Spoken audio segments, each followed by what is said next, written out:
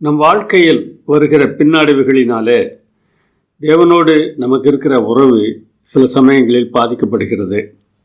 அதற்கு முக்கியமான ஒரு காரணம் அவற்றை நாம் எப்படி பார்க்கிறோம் என்பதாகும். அது நம்முடைய உறவுகளை பலவீனப்படுத்தக்கூடாது. அப்படி பலவீனப்படுத்தாமல் மேலும் பலப்படுத்துவதற்கு பின்னடைவுகளை நாம் எவ்வாறு பயன்படுத்தலாம் என்பதை இந்த வாரத்தில் பார்க்க போகிறோம். குறுக்கே வருகிற கற்கள் எல்லாம் தடைக்கற்களா படிக்கற்களா என்பதை தீர்மானிப்பது நம்முடைய பார்வைதான். ஜெபம் பண்ணுவோம். தேவனை தேடுகிற உணர்வுள்ளவன் உண்டோ என்று பார்க்க பரலோகத்திலிருந்து அனுபுத்திரரை கண்ணோக்கி பார்க்கிற கர்த்தரே, எந்த சூழ்நிலையிலும் உம்மை தேடுகிற மனதை நாங்கள் பெற்றுக்கொள்ள இந்த வேத ஆராய்ச்சியை நீர் பயன்படுத்த வேண்டுமாய் எங்கள் அருமைநாதர் இயேசு நாமத்தில் வேண்டுகிறோம் பரமபிதாவே, ஆமென். மத்திய ஆப்பிரிக்காவில் காங்கோ என்ற ஒரு நாடு இருக்கிறது. ஒரு செருப்பு தயாரிப்பாளர் அந்த நாட்டிற்கு செருப்பு அனுப்பி வியாபாரம் செய்யலாம் என்று யோசித்தார். அதற்காக 2 வணிக ஆய்வாளர்களை தனித்தனியே அனுப்பினார். அந்த நாட்டில் அந்த சமயத்தில் எவரும் செருப்பு அணிவது இல்லை. அதை கவனித்த ஒரு நபர் தன்னுடைய முதலாளிக்கு பின்வரும் அறிக்கையை தந்தார். அங்கே யாரும் செருப்பு போடுவது இல்லை, எனவே நம் செருப்பு விற்க முடியாது, இந்த திட்டத்தை கைவிட்டு விடுங்கள் என்பது அவருடைய அறிக்கையாக இருந்தது. அடுத்தவர் வேறே பார்வையுடையவராக இருந்தார். அவரும் இதே உண்மையைத்தான் சொன்னார். அங்கே எவரும் செருப்பு அணிவது இல்லை, அதனால் அங்கே யாரும் இப்பொழுது செருப்பு விற்கவில்லை, நமக்கு போட்டியாளர் யாரும் இல்லை, நமக்கு பெரிய சந்தை காத்திருக்கிறது. அவருடைய கண்களில் அங்கே நடந்து கொண்டிருந்த அத்தனை பேரும் செருப்பு போட்டுக்கொண்டு நடந்தால் எப்படி இருக்கும் என்று யோசித்து பார்த்தார். நிறைய விற்கலாம், தகவல் ஒன்றுதான், ஆனால் நாம் எடுக்கிற ஆய்வு முடிவு வித்தியாசமானதாக இருக்கிறது. இஸ்ரேல் மக்கள் எகிப்திலிருந்து புறப்பட்டு கானான் தேசத்துக்கு வருகிற வழியில் 12 ஒற்றர்களை அனுப்பினார்கள் அல்லவா? அப்பொழுதும் கூட இப்படித்தான் நடந்தது. 10 பேர் சொன்னார்கள், அங்கே இருக்கிற மனிதர்களெல்லாம் பெரிய பெரிய அரக்கர்கள் போன்று இருக்கிறார்கள், நம்மை பார்க்கும் பலவான்கள், அவர்களோடு நாம் சண்டையிட முடியாது என்று சொன்னார்கள். காலேபும் யோசுவாவும் மாத்திரம் வேறு மாதிரி பார்த்தார்கள். நாம் ஜெயித்து விடலாம், தேவன் சொல்லியிருக்கிறார் அல்லவா, ஜெயித்து விடலாம். மற்றவர்கள் தங்கள் எதிரிகள் எவ்வளவு பெரியவர்கள் என்பதை பார்த்தார்கள். யோசுவாவும் காலேபுமோ தங்களோடு இருக்கிற தேவன் எவ்வளவு பெரியவர் என்று பார்த்தார்கள். நம்முடைய பார்வை சரியானதாக இருந்தால் எந்த சூழ்நிலையில் இருந்தும் நாம் மீண்டு வெற்றி அடையலாம். இப்போது இருக்கிற நிலையை வைத்து நாம் எதையும் தீர்மானிக்க வேண்டிய அவசியம் இல்லவே இல்லை. சீடர்களோடு இயேசுவானவர் பயணித்து கொண்டிருந்த ஒரு சமயத்தில் ஒரு புயல் வந்தது. இயேசுவானவர் பின்னணியத்தில் தலையணை வைத்து உறங்கி கொண்டிருந்தார் என்று வேதாகமும் சொல்லுகிறது. தேவன் அக்கறை இல்லாதவரா? இந்த கேள்விதான் அவருடைய உள்ளத்தில் தோன்றுகிறது. சுழல் காற்று வீசுகிறது, படகு மூழ்கிவிடுமோ என்கிற நிலை இருக்கிறது, அவரோ தூங்கிக் கொண்டிருக்கிறார். அந்த கப்பல் 27 அடி நீளமும் 7.5 அடி அகலமும் 4 அடி உயரமும் உடையதாக இருந்திருக்கும் என்று கருதப்படுகிறது. அப்படியானால் அதில் 13 பேர் தாராளமாக பயணம் செய்யலாம். ஆனால் இவர் தூங்குகிறார். இந்த சூழ்நிலையில் இயேசுவானவர் இன்னொரு இடத்தில் சொன்ன ஒன்றை நாம் எப்பொழுதும் நினைவில் வைத்திருக்க வேண்டும். பிதாவானவர் செய்ய குமாரன் காண்கிறது எதுவோ அதையே என்று வேறொன்றையும் தாமாய் செய்ய மாட்டார். பிதாவானவர் குமாரனிடத்தில் அன்பாயிருந்து தாம் செய்கிறவைகளை எல்லாம் அவருக்கு காண்பிக்கிறார். யோவான் 5ஆம் அதிகாரம் 19-20. அதனால் இன்றைக்கு இந்த கப்பலில் பயணம் செய்யும்போது புயல் வரும் என்பது இயேசுவுக்கு ஏற்கனவே தெரியும். பிதா எதையும் அவருக்கு சொல்லாமல் மறைப்பது இல்லை. அந்த புயலில் கப்பல் மூழ்கிவிடுமோ என்று எல்லோரும் பயப்படக்கூடிய சூழ்நிலை இருக்கும் என்பதும் அவருக்கு தெரியும். தெரிந்திருந்தும் ஏன் அப்படி அனுமதிக்கிறார்? நம்முடைய வாழ்க்கையில் இதுதான் முக்கியமான பிரச்சனை. அநேக பிரச்சனைகளை நாம் சந்திக்க நேரிடும் போது தேவனுக்கு இது தெரியாதா, ஏன் இதை அனுமதித்தார் என்று நாம் கேட்கிறோம். அந்த கேள்விதான் நம்ம இன்னமும் அதிகமாக பலவீனப்படுத்துகிறது. சீடர்கள் இயேசுவை பார்த்து கேட்டார்கள், நாங்கள் மடிந்து போகிறது உமக்கு கவலை இல்லையா என்று கேட்டார்கள். அவர் எழுப்பினார், காற்றை அதட்டினார், கடலை பார்த்து இறையாதே அமைதியிலாயிரு என்று சொன்னார். காற்று நின்று விட்டது. பின்னர் அவர்களிடம் கேட்கிறார், ஏன் பயப்பட்டீர்கள், ஏன் உங்களுக்கு விசுவாசம் இல்லாமல் போயிற்று என்று கேட்கிறார். தங்களோடு இருப்பவர் யார் என்பதை அவர்கள் மறந்து விட்டார்கள். வெறுமனே ஒரு போதகர் என்கிற பார்வைதான் அவர்களுக்கு இருக்கிறது. தங்களோடு இருக்கிறவர் சர்வத்தையும் படைத்த தேவன் என்கிற எண்ணம் அவர்களுக்கு இருந்திருக்கும் என்றால் இப்படி அவர்கள் பயப்பட்டிருக்க வேண்டிய அவசியம் இல்லவே இல்லை. நம்முடைய வாழ்க்கையிலும் பலவிதமான புயல்கள் வீசலாம். பயம், கவலை, மனச்சோர்வு, குற்ற உணர்வு, எதிர்காலம் பற்றிய குழப்பம் போன்ற புயல்கள் மனதில் வீசிக்கொண்டிருக்கலாம். ஜெபிக்க மனம் இல்லாமல் தேவன் தூரமாக இருப்பது போன்ற உணர்வோடு கூட, ஒரு சந்தேகத்தோடு கூட, பாவத்தோடு ஒருவேளை போராடி கொண்டிருக்கலாம். நாம் நம்பினவர்கள் நம்பிக்கை துரோகம் செய்து, நண்பர்கள் நம்மை விட்டு விலகி, நம்மை தவறாக புரிந்து கொண்டு அநியாயமாக நம்மை குற்றம் சாட்டுகிற சூழ்நிலை ஒருவேளை நம்மை பாதிக்கலாம். எது சரி, எது தேவனுடைய சித்தம், எப்படி போனால் நல்லது என்பதை தீர்மானிக்க முடியாமல் நாம் குழம்பிக் கொண்டிருக்கலாம். சமுதாயத்தில் அநீதியும் வன்முறையும் போரும் இயற்கை பேரழிவும் அரசியல் குழப்பங்களும் சமுதாய குழப்பங்களும் நடக்கும்போது அவை நம்மை பாதிக்கத்தான் செய்கின்றன. ஏன் ஆண்டவரே என்கிற கேள்வி நம்முடைய உள்ளத்திலே எழும்பலாம். இந்த புயல்கள் எப்படிப்பட்டவைகளாக இருந்தாலும் ஒன்றை நாம் மனதில் வைத்திருக்க வேண்டும், அவர் நம்மோடு இருந்தால் இவற்றால் நாம் பாதிக்கப்பட வேண்டிய அவசியம் இல்லை. இன்னொரு பெண், அவரிடத்தில் ஆண்டவர் பேசுகிற வார்த்தையே மிக அருமையான வார்த்தை. மகளே என்கிறார், நீ என் குடும்பத்தைச் சேர்ந்தவள் என்று சொல்லிவிடுகிறார். எவ்வளோ பெரிய பாக்கியம்! ஆனால் அவருடைய நிலை என்ன என்பதை பாருங்கள். திரளான ஜனங்கள் இயேசுவுக்கு பின்னாலே போய்கொண்டிருக்கிறார்கள். ஒரு பெண் அங்கே வருகிறாள். 12 வருஷமாக பெரும்பாடுள்ள ஸ்திரீ என்று வேதாகமம் சொல்கிறது. அவர் பெரியவளான மாத்திரத்தில் இந்த பெரும்பாடு பிரச்சனை வந்ததா, அல்லது குழந்தை பெற்ற பிறகு அந்த பிரச்சனை வந்ததா, வயதான பிறகு அந்த பிரச்சனை வந்ததா என்பதெல்லாம் நமக்கு தெரியவில்லை. அவருடைய வயது என்ன என்பது நமக்கு அங்கே சொல்லப்படவில்லை. ஆனால் 12 வருடங்கள் இந்த இரத்தப்போக்கினாலே அவள் பாடுபடுகிறாள், மிகுந்த வேதனை அடைகிறாள். தன்னுடைய பொருள் அனைத்தையும் மருத்துவர்களுக்கு செலவிடுகிறாள், ஆனாலும் பிரயோஜனம் இல்லை. இந்த சூழ்நிலையை யோசித்து பாருங்கள். அந்த சமுதாயத்தில் இரத்தப்போக்கு ஒரு பெண்ணுக்கு இருக்கிறது என்றால் அவள் தீட்டானவள் என்று கருதப்படுவாள்.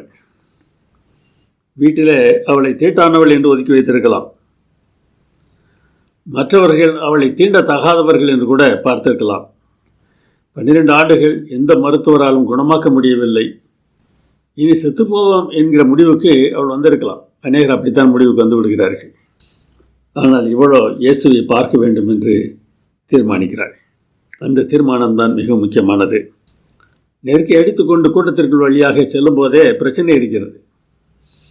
அவள் தான் தீட்டானவள் ஆயிற்று, அப்படி போகக்கூடாது. அவள் போகிறாள். அவளுடைய பிரச்சனை அவளை உந்தி தழுகிறது. அவளிடத்தில் போய் கேட்டு சுகத்தை பெற்றுக்கொள்ள வேண்டும் என்றெல்லாம் அவர் நினைக்கவில்லை. அவருடைய வஸ்திரத்தின் ஓரத்தை தொட்டால் போதும், நான் சுகமடைந்து விடுவேன் என்று நினைக்கிறாள். அப்படியே தொடுகிறாள். தொட்டபோது அவளுக்கு சுகம் கிடைத்து விடுகிறது. இந்த சம்பவம் கூட இயேசுவிற்கு தெரியும் தானே. ஒவ்வொரு நாளும் அதிகாலையில் தேவனோடு பேசுகிற பழக்கத்தை உடையவராக அவர் இருந்தார். தனக்கு அன்றைக்கு என்னவெல்லாம் தேவை என்பதை குறித்து அங்கே பிதாவிடத்தில் பேசவில்லை. வேதம் சொல்கிறபடி அன்றைக்கு தான் என்னவெல்லாம் செய்ய வேண்டும் என்பதை பிதாவிடத்தில் கேட்டு தெரிந்து கொண்டார். இந்த சம்பவம் நிகழும் என்று அவருக்கு தெரிந்தது தான். அவரிடத்திலிருந்து வல்லமை புறப்பட்டதை உணர்ந்த மாத்திரத்தில் என்னை தொட்டது யார் என்று கேட்கிறார். சீஷர்களுக்கு ஒரே வியப்பு. இவ்வளோ கூட்டம் நெருக்கி எடுத்துக்கொண்டிருக்கிறார்கள், தன்னை தொட்டது யார் என்று கேட்கிறாரே என்று வாய்திருந்து சொல்லத்தான் செய்தார்கள். ஆனால் இயேசு சுற்றி பார்த்தபோது அந்த பெண் ஓடி வந்து அவருக்கு முன்னாக விழுகிறார். மகளே என்று அழைக்கிறார். ஏ பெண்ணே, ஏன் இப்படி செய்தாய் என்று அவர் சொல்லவில்லை. நீ செய்தது நியாயமா என்று கேட்கவில்லை. உன் நிலைமை தெரியாமல் இப்படி கூட்டத்திற்குள் வந்திருக்கிறாயே என்றெல்லாம் சொல்லவில்லை.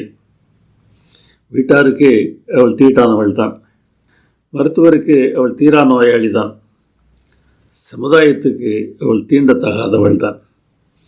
ஆனால் இயேசுவுக்கோ மகை. இயேசுவுக்கு அந்த சமயத்தில் 30 வயதை விட கொஞ்சம் அதிகம், அவ்வளோதான். இந்த பெண்ணுக்கு என்ன வயது இருந்தது தெரியாது. அவரை விட ஓராண்டு இளையவளாக இருந்திருக்கலாம், அல்லது மூத்தவளாக கூட இருந்திருக்கலாம்.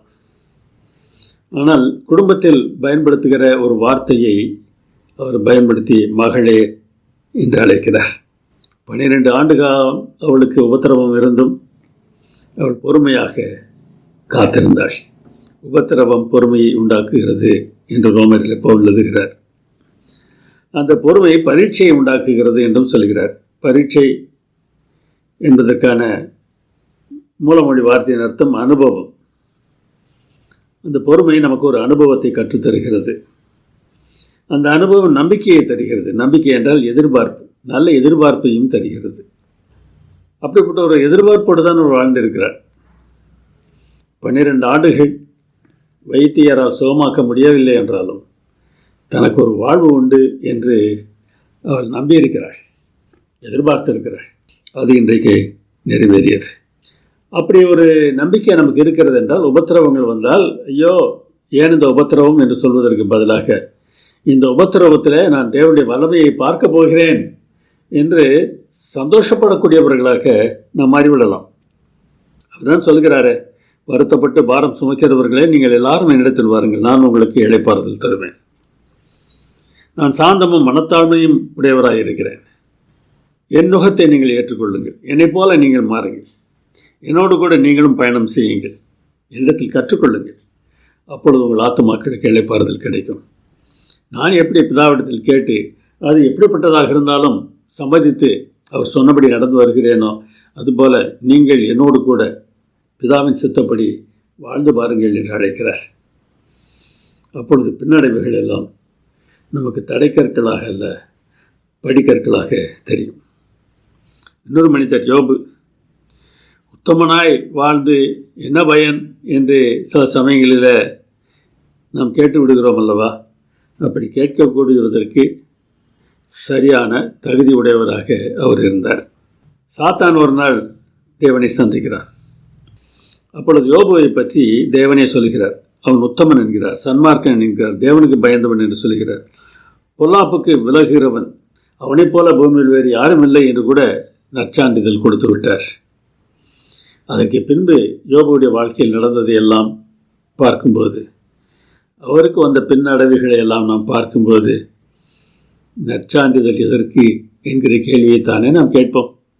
தேவன் உங்களை பற்றி நன்றாக சொல்லிவிட்டு பலவிதமான கஷ்டங்களை உங்களுக்கு அனுமதித்தால் இந்த கேள்வி உங்களுடைய உள்ளத்தில் வரத்தானே செய்யும். அவர் ஒன்றும் சாதாரண ஆள் இல்லை. நம்முடைய நாட்டு மொழியிலே சொல்ல வேண்டும் என்றால், ஏதோம் தேசத்தின் முகேஷ் அம்பானி அவர்தான் பெரிய பணக்காரர். 7000 மாடுகள், 3000 ஒட்டகங்கள், 500 ஏர் மாடுகள். ஒரு ஏருக்கு 2 மாடுகள் என்றால் 500 ஏருக்கு 1000 மாடுகள் ஆகிவிடும். 500 கழுதைகள். திரளான பணிவிடைக்காரர். சாதாரணமான மனிதன் இல்லை. காலத்து நிலையில் அவன் பெரிய பணக்காரர். ஏதோ தேசத்தில் அவன்தான் பெரிய பணக்காரர். ஆனால் என்ன நடந்தது? சொத்து போயிடுச்சு. பிள்ளைகள் 10 பேரும் இறந்து விடுகிறார்கள். வியாதியும் வருகிறது. ஒரு ஓட்டை எடுத்து சுரண்டி கொண்டு உட்கார்ந்திருக்கிறார். அப்பொழுது மனைவி வருகிறார். அவளுக்கும் கஷ்டமாகத்தானே இருந்திருக்கும். யோபுவின் மனைவியை நாம் மோசமாக பார்க்க வேண்டிய அவசியம் இல்லை. யோபுவுக்கு இருந்த அளவிற்கு அவளுக்கு விசுவாசம் இல்லை. அதற்காக அவள் ஒரு துன்மார்க்க கூட்டத்தை சார்ந்தவள் என்றெல்லாம் நாம் சொல்லிவிட முடியாது. சாதாரண ஒரு குடிமகள். இப்படி கஷ்டப்படுகிறீர, பிள்ளைகளை இழந்து விட்டோம், சொத்தை இழந்து விட்டோம், தேவனை திட்டி செத்து போய் விடுமே, ஏன் உயிரோடு இருக்கிறேன் தேவன் மேல் யோபுவுக்கு எப்படிப்பட்ட பற்று உண்டு என்பதை அவள் பார்த்திருக்கிறாள். 10 குழந்தைகளை அவனுக்கு பெற்றெடுத்த தாயாயிற்றே, இப்பொழுது வேதனையோடு புலம்புகிறாள். எப்படி இருக்கும்? உற்றார் உறவினர்கள்லாம் எப்படி நடந்து கொண்டார்கள் என்பதை பற்றி பின்னாலே தன் நண்பர்களோடு பேசும்போது சொல்லுகிறார். முன்பெல்லாம் வாலிபர்கள் என்னை பார்த்தால் ஓடி ஒளிந்து கொள்வார்கள், முதியவர்கள் எழுந்து நிற்பார்கள், பிரபுக்கள் பேசிக்கொண்டிருக்கிறதை நிறுத்தி விடுவார்கள், தங்கள் கையினால் தங்கள் வாயை பொத்திக் கொள்வார்கள். இப்பொழுதோ என்னிலும் இளவயதானவர்கள் என்னை பரியாசம் பண்ணுகிறார்கள்.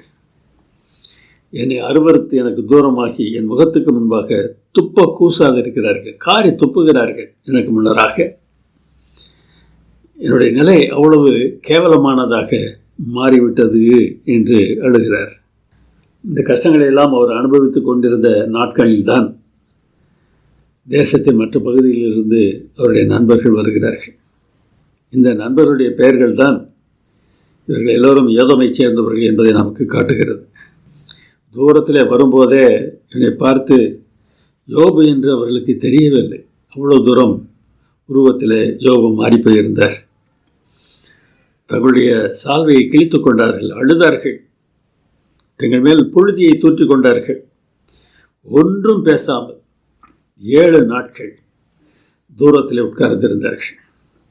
யோபு தன் நண்பர்களோடு செலவழித்த நாட்களில் இந்த நாட்கள் தான் மிகவும் நல்ல நாட்கள். ஏன் தெரியுமா? வாயை திறந்தபோது அவர்கள் பேசின வார்த்தைகளை யோபுவால் சகித்து கொள்ள முடியவில்லை.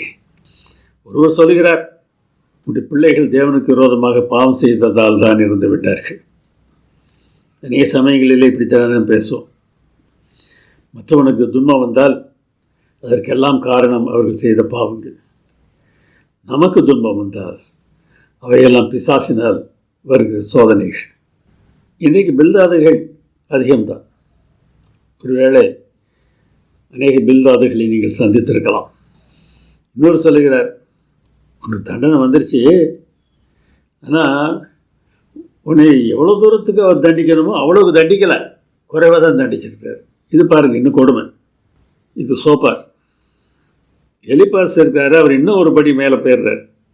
நீர் உடைய சகோதரர்கள் கையில் அடகு வாங்கி ஏழைகளின் வஸ்திரத்தை பறித்து கொண்டு அவர்களை கஷ்டப்படுத்தியிருக்கிறார். இப்படியெல்லாம் யோபு செய்ததில்லை. எல்லோருக்கும் உதவி செய்தவர். அவர்களை பார்த்து அவர் செய்யாத காரியத்தை சொல்லுகிறார். விழாய்த்தவனுக்கு தாகத்திற்கு தண்ணீர் கொடுக்கவில்லை, பசித்தவனுக்கு நீர் போஜனம் கொடுக்கவில்லை, விதவைகளை வெறுமையாய் அனுப்பிவிட்டீர், தாய் தகப்பன் இல்லாதவர்களுக்கு உதவி செய்யவில்லை, அவர்களை கஷ்டப்படுத்தினீர். ஏன் அப்படிலாம் பேசுகிறாங்க? நண்பர்கள் தானே அப்படின்னா தேவன் நல்லவர்னு சொல்கிறாங்களாம். தேவன் காரணம் இல்லாமல் உங்களை கஷ்டப்படுத்த மாட்டார். காரணம் இருக்கிறது.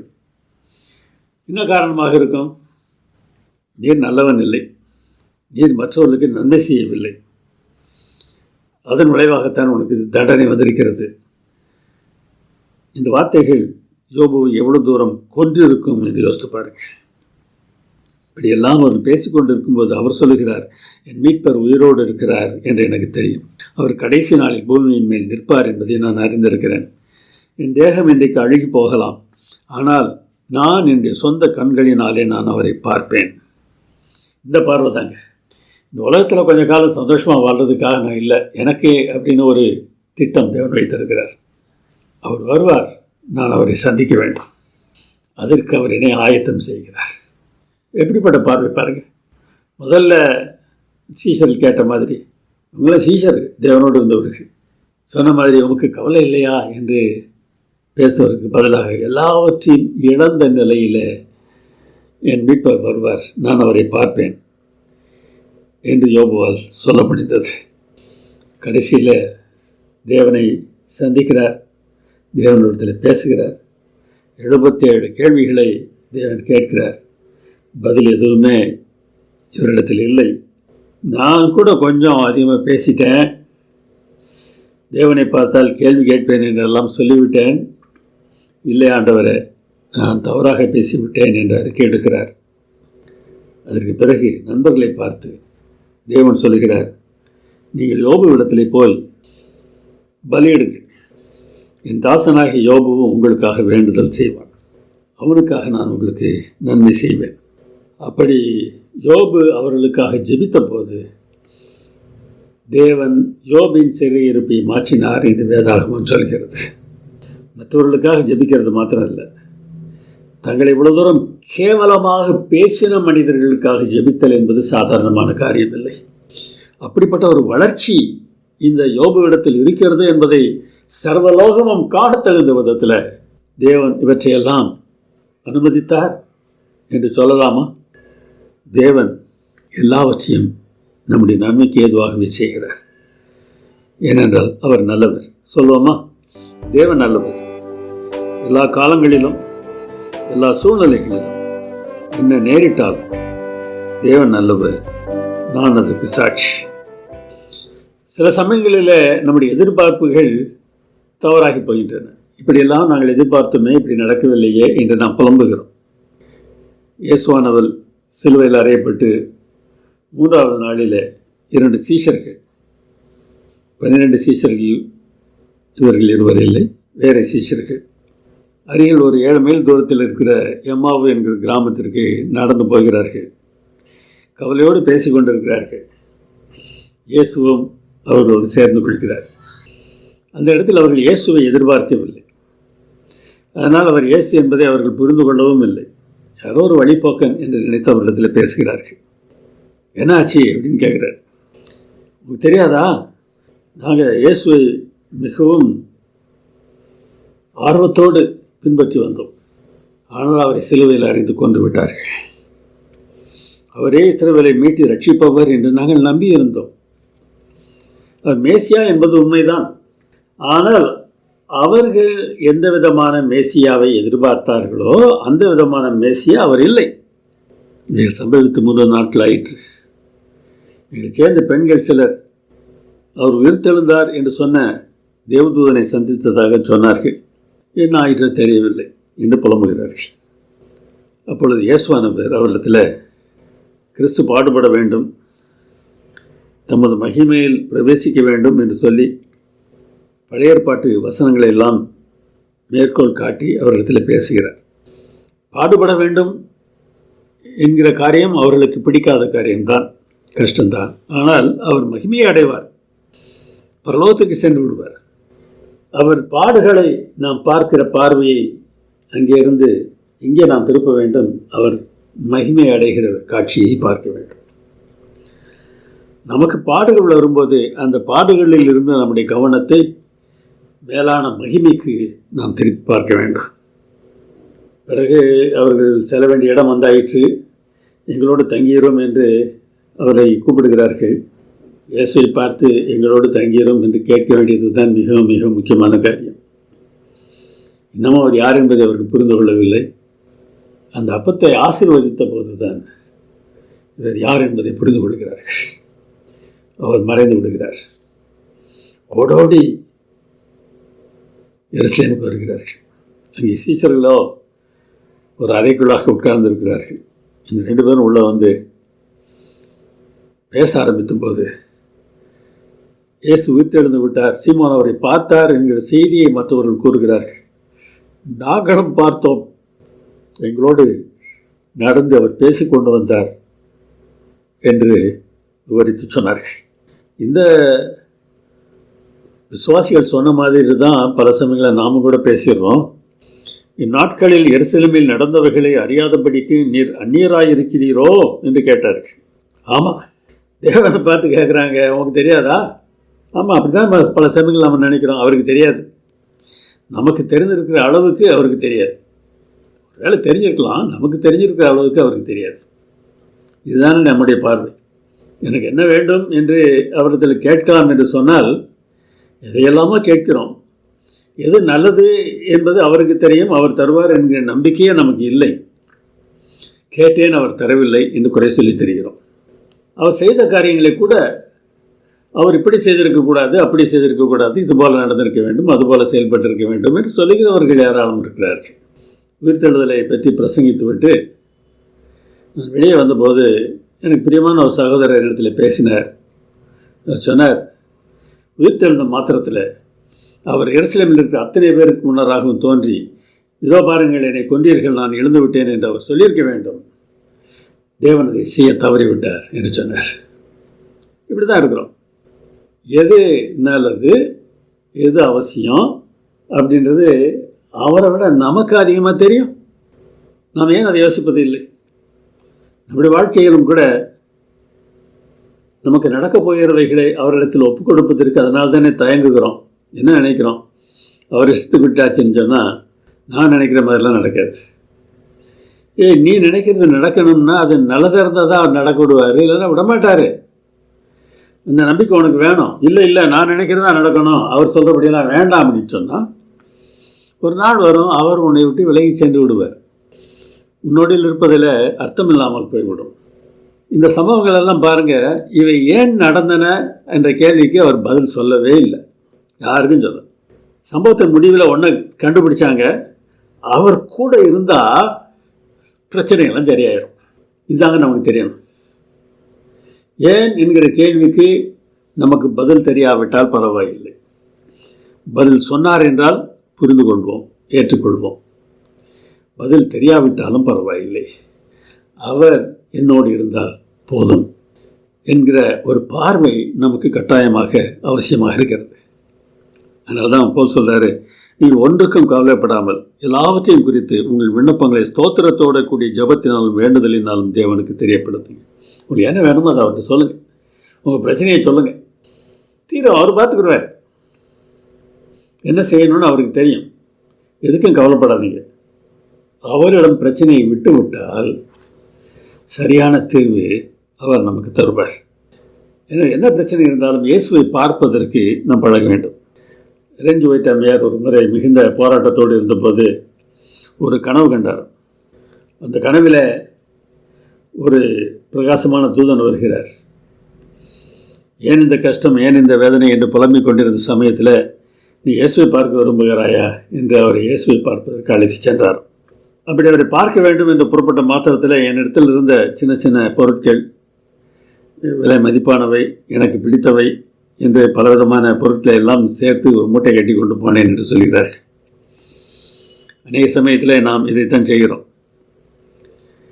வழிகாட்டி ஒரு பாதையில் ஏறுறாரு. அந்த செங்குத்தாக அந்த பாதை இருக்குது, படிக்கட்டுக்கு போகுது. அவர் சொன்னார், கீழே திரும்பி பார்க்காத, திரும்பி பார்த்தோன்னே மயங்கி விழுந்துருவேன், நீ பேசாமல் மேலே பார்த்துக்கிட்டே வா. முக்கியமான பாடங்க, சுற்றி எது நடக்குது அப்படின்லாம் பார்க்காதீங்க, பேசாமல் மேலே பார்த்துக்கிட்டே நடங்க, அவரை பார்த்து கொண்டே நடங்க. வந்து கொண்டிருந்த அநேகர் கீழே பார்த்ததுனாலே அவர்கள் பள்ளத்தாக்கு உள்ளே விழுந்து விடுகிறார்கள். கடைசியில் அறைக்குள் நுழைய வேண்டும், இதெல்லாம் தேவையில்லை, இதெல்லாம் இறக்கி வச்சுட்டு நீ மாத்திரம் உள்ளவா அப்படின்னு கூப்பிட்றாரு. ஆமாம், நம்ம என்னத்தை தான் சம்பாதித்து என்ன தான் சேர்த்து வைத்திருந்தாலும் எல்லாத்தையும் விட்டுட்டு தாங்க போனோம், எதை நம்ம கொண்டு போக முடியும். ஆனால் இதுக்காகத்தானே நம்ம கிடந்து அலைகிறோம், போராடுகிறோம். எல்லாவற்றையும் விட்டு தான் இயேசுவை பார்க்க வேண்டிய அவசியம் இருக்கிறது. இயேசுவை பார்த்தபோது அவ்வளவு மகிழ்ச்சியாக இருந்தது. ஒரு வேளை இன்றைக்கு கனவில் இயேசு நம்ம காட்சி அளிக்காமல் இருக்கலாம். வேதாகமத்தை படிக்கும்போது இந்த இயேசு எப்படிப்பட்டவர் என்பதை பார்க்கிறோம் அல்லவா? அது பெரிய ஆசீர்வாதம் தானே. இப்படிப்பட்ட இயேசு நமக்கு நம்மோடு கூட இருக்கும்போது நாம் எதை குறித்தும் ஏன் கவலைப்பட வேண்டும்? யோசித்து பாருங்கள். பவுலுக்கு அந்த உணர்வுலாம் வந்துருச்சு. அவர் சொல்கிறார், எனக்கு மாம்சத்தில் ஒரு நூல் கொடுக்கப்பட்டிருக்கிறது, அது நீங்க வேண்டும் என்று 3 முறை நான் ஜெபித்தேன். ஆண்டவர் சொல்லிவிட்டார், என் கிருபை உனக்கு போதும் என்று சொல்லிவிட்டார். உன் பலவீனத்தில் என் பலம் பூரணமாய் விளங்கும் அப்படின்னு சொல்லிட்டார். அதுலேருந்து எனக்கு ரொம்ப சந்தோஷம் கிடையாது. நான் பலவீனமாக இருக்கிறேன்னா அவர் பலம் விளங்க போகுது. புரியுதா உங்களுக்கு? எனக்கு பிரச்சனை வருதா, தீர்வை அவர் தரப்போகிறார். பிரச்சனை வந்தால் எனக்கு சந்தோஷம். நான் பலவீனமாக இருக்கிறான் என்றால் எனக்கு சந்தோஷம். அவருடைய பலம் எனக்கு பூரணமாய் தெரிய போகிறது. அதனால் அவர் பவுல் சொல்கிறது நல்லா புரிஞ்சுக்கங்க. நான் பலவீனம் உள்ளவனாய் இருந்த போதே பலம் உள்ளவனாய் இருக்கிறேன். நான் பலவீனம்தான், அந்த என் கூட இருக்கிற பலவான். அவரோடு கூட நான் இருக்கும்போது இதை பற்றி கவலைப்பட வேண்டிய அவசியம் இல்லை. நீ பலவீனமானவனாக இருந்தால் உன்னில் என்னுடைய பலம் விளங்கும் என்று ஆண்டவர் சொல்கிறார். நம்முடைய பார்வையை நாம் மாற்றுவோமா? என்ன பிரச்சனை வந்தாலும் இந்த பிரச்சனையை தீர்ப்பதற்கு ஒரு பெரிய வல்லமையுள்ள ஆண்டவர் நம்மோடு இருக்கிறார் என்கிற எண்ணம் நமக்கு இருந்தது என்றால் இவற்றையெல்லாம் குறித்து நான் கவலைப்பட வேண்டிய அவசியம் இல்லை. லாசரு மரித்த சம்பவம் உங்களுக்கு தெரியும். முதலில் மாத்தாள் பார்க்க வருகிறாள், பிறகு மரியாள் பார்க்க வருகிறாள். செய்தி சொன்னோடனே அவர் புறப்பட்டு வரல. மறுபடியும் இதையும் பாருங்கள், அவருக்கு தெரியும் லாசர் இறந்துட்டான்னு. அதுக்கு பிறகு ஒரு நாள் தங்கியிருந்து புறப்பட்டு வர்றார். சில சமயங்களில் என்னுடைய வாழ்க்கையில் உங்களுடைய வாழ்க்கையில் தேவன் அப்படி செயல்படலாம். நீங்களும் நானும் எதிர்பார்க்கிற வேகத்தில், எதிர்பார்க்கிற நேரத்தில், நாம் எதிர்பார்க்கிற காரியத்தை அவர் செய்யாமல் இருந்திருக்கலாம். மாத்தாலும் மரியாளும் அதைத்தான் சொல்கிறார்கள். நீர் இங்கே இருந்திருந்தால் எங்கள் சகோதரன் சேர்த்திருக்க மாட்டான். அந்த சம்பவம் நமக்கு நன்றாக தெரியும்.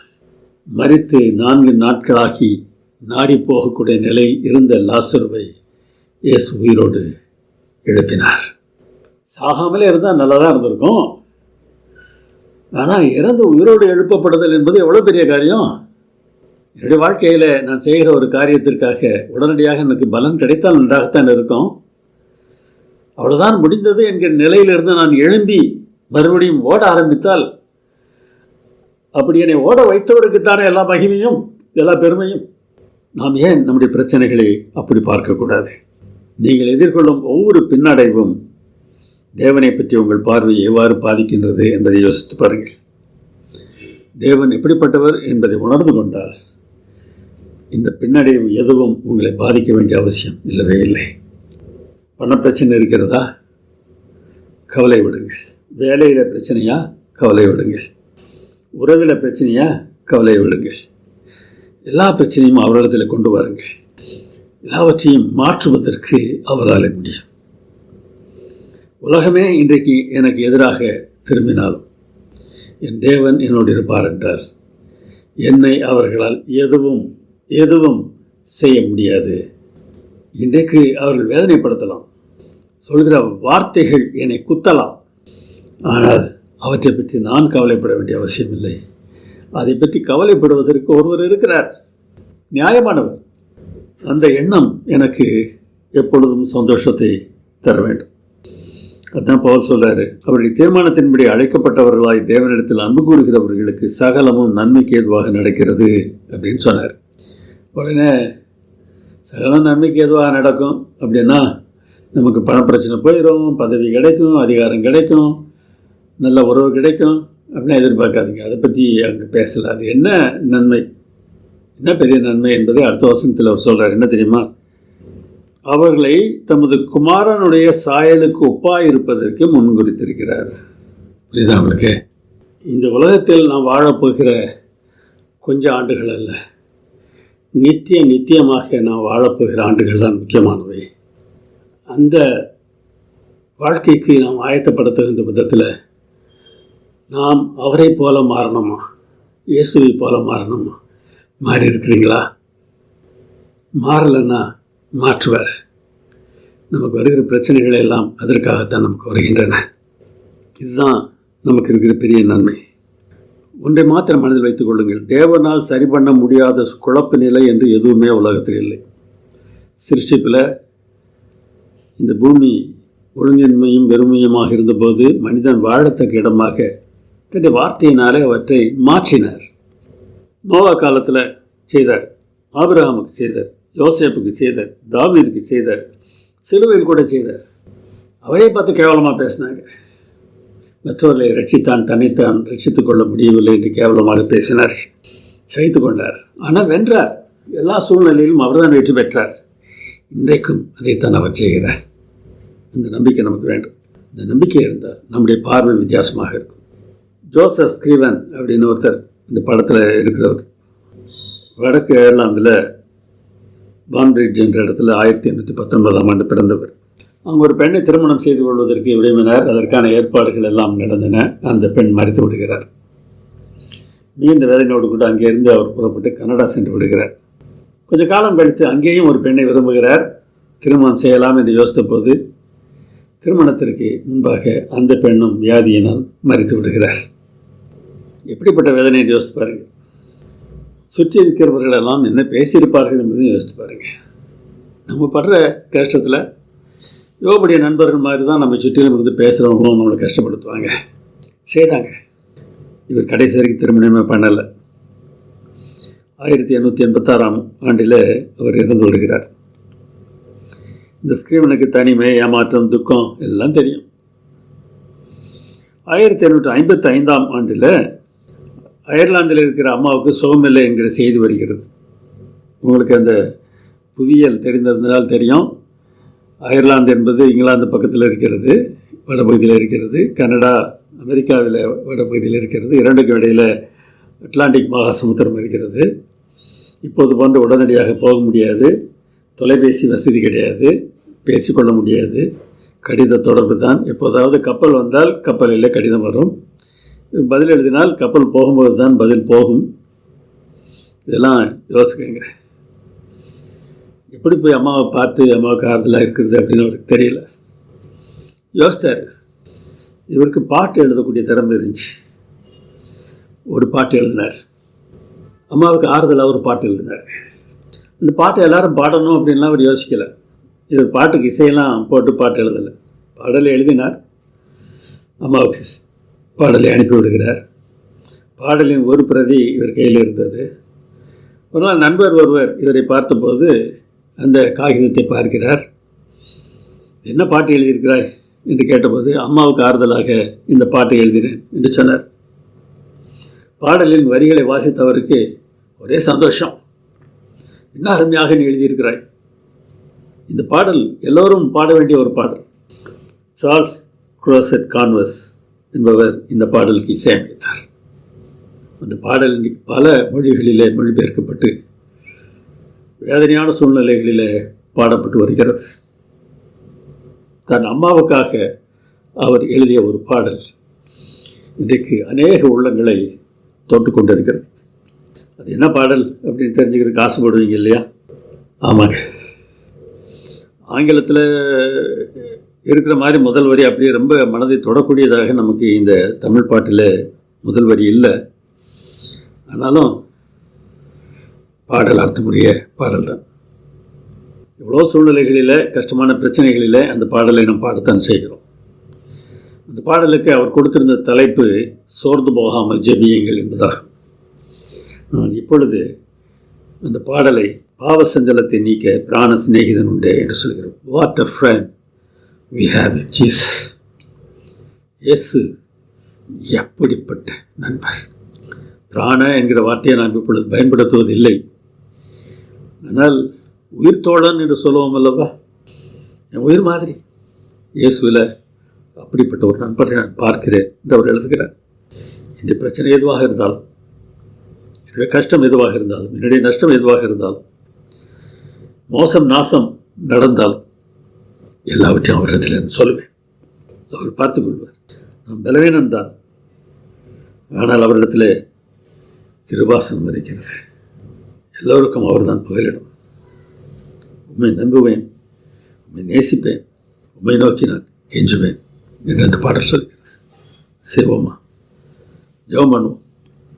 எல்லா நன்மைகளுக்கும் ஊற்றும் காரணம் மகிழ்நாத பிதாவே, என்னுடைய பிரச்சனையால் ஆண்டவரே, எங்களுக்கு ஒரு பிரச்சனை எவ்வளோ பெரியதாக இருந்தாலும் அதை காட்டும் நீர் பெரியவராக இருக்கிறதுனால உங்களுக்கு நன்றி செலுத்துகிறோம்.